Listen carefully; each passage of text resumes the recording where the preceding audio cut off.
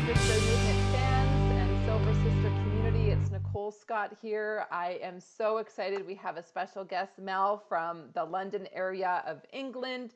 I'm going to be our guest speaker today. So hello, Mel. Hi. Thank you for having me, Nicole. So I want you guys to follow her. Her Instagram handle is silver_styling. She's a mom. She's married. So guys, stop bugging her. And you know who I'm talking about if you're watching this. She's been not coloring her hair since 2016. You're going to hear more of her story. And, you know, her passion, if you follow her on Instagram, is style, color, hair. I learned from her. So I actually hired her to do my colors. So I'm wearing one of the colors that you have chosen is the green. Very right? nice too. And green, and got, you know, the necklace and the, you know, the lipstick and all of that fun stuff. And I just, you know, sometimes we need the help from our friends. And so Mel is that person that you can follow to get some tips, especially when you're going and transitioning. The first thing, and Mel, we can talk about this in the interview, but just sometimes when people think about our hair color turning, we have to change our whole wardrobe. And that was at first me. I was like, oh my God, am I going to have to buy a whole new wardrobe? And you educated me. How would you answer that? Well, yeah, I think it kind of throws women off sometimes when they do have a different hair color and they do question whether they do need to change their colors. But actually, in fact, color it should not change from. It's not hair color that is the deciding factor on what colors suit you. It's actually your skin undertone and your and other factors to do with that, your eyes, things like that. So certainly if you've never had your colors done before and you decide to do that when you're transitioning to grey or have grey hair, then absolutely it's a wonderful time. But if you've had your colors done well and properly and they've given you a color season before you went grey, then you should not have to change your color palette just because your hair color has changed. I didn't know that. So when you Yeah. educated me on that, I was like, oh my goodness, thank goodness. And the colors that you did do and you sent me and some of the makeup stuff, I was like, I'm kind of like bang on. Like there was a few colors that I was like, okay. And when you told me that I could continue wearing white and black, I was so excited because those are like Yeah, two of my favorite colors is the whites in the exactly. summer and the blacks and all Well, of that that's stuff. that's Right? it. And it does, I think it is worthwhile as well if you have had your colors done many years before and then in that time you have transitioned to grey. It is always worth kind of having a refresher as well with a local consultant or Yeah. someone online, like myself. But you Yeah. just to refresh that, you know, because even me sometimes I kind of get I get very comfortable with certain colors within my color palette, and it doesn't Yeah. hurt to sometimes revisit some of those colors, and you will find that it just gives you a little bit of a boost. So and Absolutely. it's all about confidence. Color really helps with confidence. Yes, I agree. So let's dive in about your story. So one of the first questions that we always get as women when we, you know, when they find us out in the world where you're like we're silver, we're walking around with our natural color before society says that we should, right? That whole society pressure that we have to be, you know, a grandma in a wheelchair, and then we can Mm. go kind of gray. And you know, you started in your 40s. I started in my 40s owning it. What was your decision to say, I am done, I am out of here, no more dye, let's do this? I just think I recognized that the color that I had been dyeing my hair just didn't suit me, and it was just becoming very harsh. At the time, I think I was going through a pivotal time in my life as well, which women often do in their 40s. You know, I don't know. I just wanted to change things up. Things weren't working for me. I didn't feel good anymore, Mm-hmm. and one of the issues I had was my hair had always been one of my best features, and I was finding that my hair was dry, it was lackluster, it was just everything that I didn't want, basically. And I knew a lot of that had to do with the amount that I was dyeing my hair, and then it just started from there. It was just something that I thought about, and then I did worry about how the grey hair would come across, and that I would kind of lose my identity, if you like, once I like embraced a more mature hair color. But I did it anyway. And I think what helped me was going on to Pinterest and looking at other women who had dyed their hair before me, and some of which were, models and, everyday women who really rocked their grey, whether that was a pixie cut or long hair or whatever. And I thought, do you know what, it could work, So, but I was at my wit's end anyway, so I decided to go for it. And I knew that that was the right time to do it, and I've never looked back. I really haven't. I've never looked back. I love it. Can you go back into the journey a little bit in describing like the transition and deciding which transition was right for you? Because I know we can take many Yeah. different paths, especially because did you have long hair when you were I did, deciding? yes, I did have long hair. So what I Okay. did was, going back to my holiday, I dyed my hair on holiday. I came home, I made that decision to, let my hair color grow through. So I went to the hairdressers. I can't remember exactly I think I got my hair color. I remember I had 3 different rounds of highlights put in, because I'd already been trying to care for my hair. So I'd stopped straightening it, and I've been sort of embracing the curly girl method, and I've been doing that for a couple of years really. And so it was just kind of the next stage. So what I did was I had highlights put in, and I remember it looked like it looked very stripy, the first time, and not what I was after, but it was just a process. And I did that over the course of 3 months, just to keep the integrity of my hair. Yeah. And then, which to be honest wasn't in the best condition even still, but it was better than it had been a couple of years back. So it took about 3 months to get my hair more or less blonde, but it was a bit of a yellow blonde. They couldn't get the toner to really hold. So, but what it did do was, for me, I wanted to succeed. I'd made that decision, I'd made that mindset, and I wanted to succeed. And I knew at that moment in time, when we didn't have what we have on Instagram now, and even in everyday life, we didn't have the women who were rocking this kind of, dark hair and then growing it out. There was not really any of that going on. So I wasn't ready to be the symbol of that. So I just had the highlights done, and then I just grew my out. So I didn't have that kind of line, if you like. It sort of, you could see the difference, but it was a lot easier to transition. And then I just transitioned from there, and it probably took me by about 18 months. My hair was very short, like very short bob.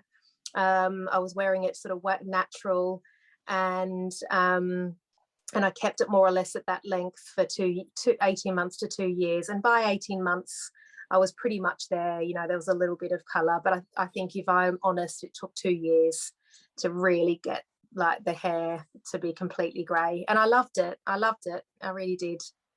Amazing. And how has your life changed now that you have this silver hair? Um, what does So that look like for much, you? Mm-hmm. so much. It is incredible how doing something like that is so empowering. And I think if you've been dyeing your hair for as long as many of us had. I've been dyeing my hair since I was 16. And then it was always on the back of your mind that you're always going to have to dye your hair, and the cost and the time it took. And then to stop and then actually like what you have naturally is, it kind of thinks, do you know what, it kind of made me think, do you know what, I'm okay. There's nothing wrong with me. I'm fine to embrace exactly. I don't have to cover anything up. And I think that was the start of a lot of self-acceptance in my 40s, if you like. So that's kind of the change. And I think I've grown in confidence. I've never done so many hairstyles that I have since I've had grey hair, which is just, if someone had told me that 6 years ago, I wouldn't have believed it. So, I sort of really got into my hair. I learned how to braid and plait and do lots of hairstyles, and I shared that on Instagram. And then I went full in when we went into lockdown, because I wasn't working. So, and I really enjoyed that. And I sort of met a lot of amazing women on Instagram, which again, really unexpectedly. So, and that's still the case today. So, so my experience of going grey hair has been very positive. It was just that the first few months, 6 to 12 months, I'm not going to lie, it was difficult. It wasn't, I didn't, love the, the yellow and the grey and the, whatever. But it was a million times worth it. I love that. And, it almost represents just an analogy of life, right? If we're ever going after a goal, right? If you're an athlete, and athletes will say, I don't enjoy getting up at 4 a.m. in the morning and working out for like 2 hours. That's really hard. But what I'm going after is the gold medal, or what I'm going after is the whatever. And so I guess my advice to women, if you're watching this, is that, all of us that have gone through this transition, we all didn't like it. It Yeah, wasn't exactly. fun. It wasn't No, it fun, isn't fun. right? It plays Exactly. on your psychological, It mind. It's does. like, It all does. the big fears come up. What are people thinking? I don't like what I look, and I'm worried, like all of these fears just come to the surface of that you've ever been so worried about, but then they disappear, and They they do do. disappear, right? They Yeah. do. And I think there's a lot of vulnerability in it as well. There's a lot of vulnerability in Mm-hmm. letting your hair go grey for women, not so much for Yeah. men. But I think so more so for women, because hair is such a big factor, and we still live with this myth in the community that grey hair is, like that you've let yourself go and this, that, and the other. So you're kind of fighting in your mind against those societal views. And I think all of us women out there who are growing grey in everyday life, whether they're on Instagram or Facebook or not, I think we're all a symbol of the fact that no, it's anything but letting yourself go. It's the opposite of that. It's embracing who you are and being okay with that. I love that. It's so true. So true. How did your family support you? Really supportive. I mean, when I first told them I was going grey, I think my husband like completely freaked out. He was like, oh my gosh, whatever. But he's always supportive of me. So he did come round, and now he's my biggest fan. He loves my hair. And so are my girls. They love my hair. And my youngest daughter, Jessica, she is 14, and she's got about 15 strands of grey hair in her hair already, bless her heart. So I think she's going in the same direction as I did. Yeah. But she's comfortable with that. She's like, oh, I hope I have hair like you, mum, when I'm older, and stuff like that. So that's amazing. Yeah. Oh my gosh, I just got goosebumps. I love that. When our younger, like, think about this, women, our children are watching us, right? And what Mm, what beliefs do we instill in our kids when it comes to beauty, and when it comes to, whatever, however you're showing up. So I love that your daughter is already yeah. thinking that. I like, bring it on, right? Yeah, It really is a exactly. movement that we are a part of. Like, I am so passionate about this movement. I love connecting to Silver Sisters. I love hearing their stories. My Gorgeous Gray Movement channel has over 60 interviews, and I vision hundreds and hundreds more, because the messages that I get from women from around the world that watch these stories, like, there's going to be women that will watch your story and say, it was because of you, Mel. Your story inspired me. Yeah. Thank you for doing what you're doing. It's like, we just got to get that message out, so that, I don't know, in 100 years, maybe we won't be dyeing our hair. I don't know. Maybe it Maybe. won't be cool to dye your hair. I don't know. Let's hope so. That would But be nice to think. Anything's possible. anything is possible. So as we close off this interview, kind of one last question. So a lot of women, when they watch my stories, they say, like, they come to my channel because they're looking for tips or solutions or inspiration. So you've definitely given us some inspiration. You've given us your story. What would be kind of the tips you could give, or advice, as women that are just sitting on the fence? They've been watching, they've been hearing a few stories, and they're almost ready to jump. What would kind of be that last message to kind of tie it up that you would like to share? Well, I would say to them, it's all about timing. So it may be the right time for you now, it may not be. I know, like I said, I'd thought about it, 6 months, or it had been on the back of my mind for a few years before. But I know that that wasn't the right time for me. But when I turned 40 and I had that situation that happened on holiday, that was the pivotal moment for me, that when I knew that was the time. So I think the best thing to do is go on Pinterest, go on Instagram, have a look at other women, see the women and the images that you relate to, that you think, you relate to, and think that perhaps, your hair may look like that. And I think we need to get inspiration from others. We need role models at every age. So that's what I do. That's what I would suggest. And it's either way is okay. Either you can dye it, you cannot dye it. There's no right or wrong here. And I think that's what we've got to remember. Going grey and letting your silvers, you know, go through is the right thing for many of us, but not the right thing for everybody. So I would just say, just do what's right for you. And also, you could start. I mean, I've got a friend who has started growing out their hair, and they just feel like they're not grey enough. So they've got the few strands coming through, and they tried to be a silver sister, but it just wasn't happening. So they've dyed their hair again, and that's okay too. So that's what I would say to them. If you don't like it, you just can dye your hair again. Nothing's final. So that's what I would say, yeah, to other women. I love that advice. It's really important to hold the space for where women are at with no judgment, right? I Mm, don't want any woman to feel shame or guilt that they aren't doing it. That's not what the Silver Sister movement is all about. It's about love and inclusiveness, whatever your decision is at whatever yeah, time in your life it is. So that's the beauty of what we stand for. So thank you, Mel, so definitely. much for your message, your Thank you stories. so much for having Um, me.